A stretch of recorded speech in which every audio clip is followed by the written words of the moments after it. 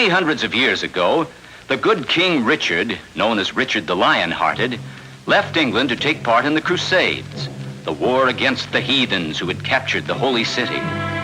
In his absence, he placed his brother John on the throne. As soon as he was king, John turned on the good nobles of the kingdom, stole their goods, and drove them out of England. Among these nobles were the old Earl of Huntingdon and his son, Robin. Father, I've come to say goodbye. Robin, where are you going? To Sherwood Forest. King John has declared me an outlaw, and an outlaw I will be. In Sherwood Forest, Robin Hood banded together with other young men like himself, banished by the wicked king. Men like Will Scarlet. Outlaws we are, Will Scarlet, but outlaws such as never were before and never will be. Just how do you mean, Robin Hood? I mean this, Will. No, let me show you. Do you see those two fat men coming down the road? I see them. A couple of merchants, rogues and wealthy.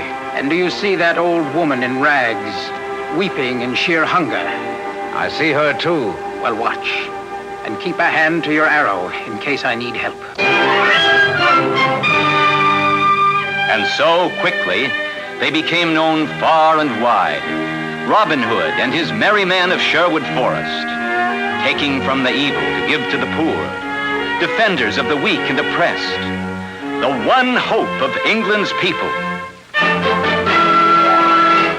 Sometime later, Robin set off by himself in the forest. He started across a bridge which lay across a stream, a bridge consisting of a single log of wood.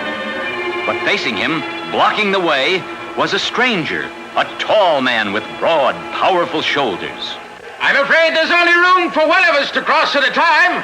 I think it ought to be the better man. Stand and fight. With only wooden sticks as weapons, they fought long and hard. Finally, with one quick, powerful motion, the stranger knocked Robin Hood into the stream.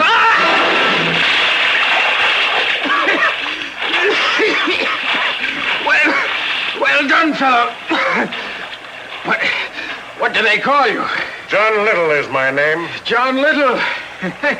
Well, I'll call you Little John. And I want you to join my band as my next in command.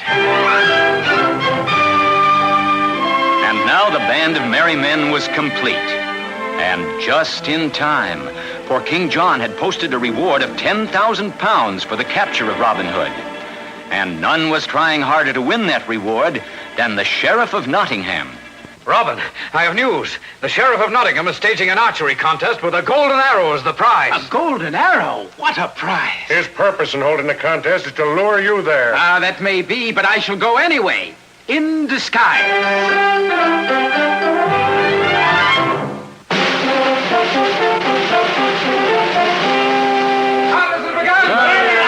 The distance will be 50 paces. You, that beggar over there, get out of the way. I? Why, I'm one of the marksmen, sir. You? A marksman? That's rich. One by one, the finest bowmen in the land shot their arrows. Finally, one arrow lay in the exact center of the circle, a bullseye. The winner is Adam of the Dell.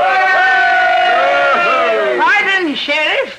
I have not yet competed. You? Well, maybe it will bring us a laugh.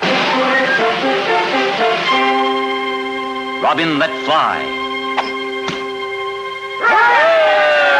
A perfect shot, right on top of the arrow in the center, splitting it down the middle. Robin had won. A shot like that, only one man in all this land can shoot so well. Robin Hood, after him, catch him! But the sheriff was too late. Robin was already speeding back to Sherwood Forest.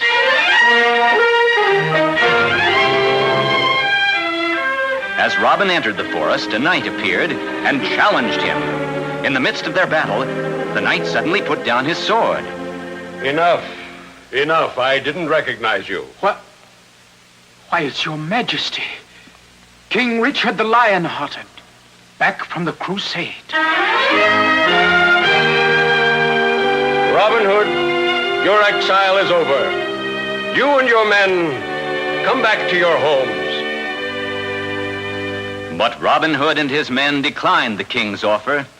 They preferred to remain in Sherwood Forest together, living their adventurous lives, taking from evil men to give to the poor.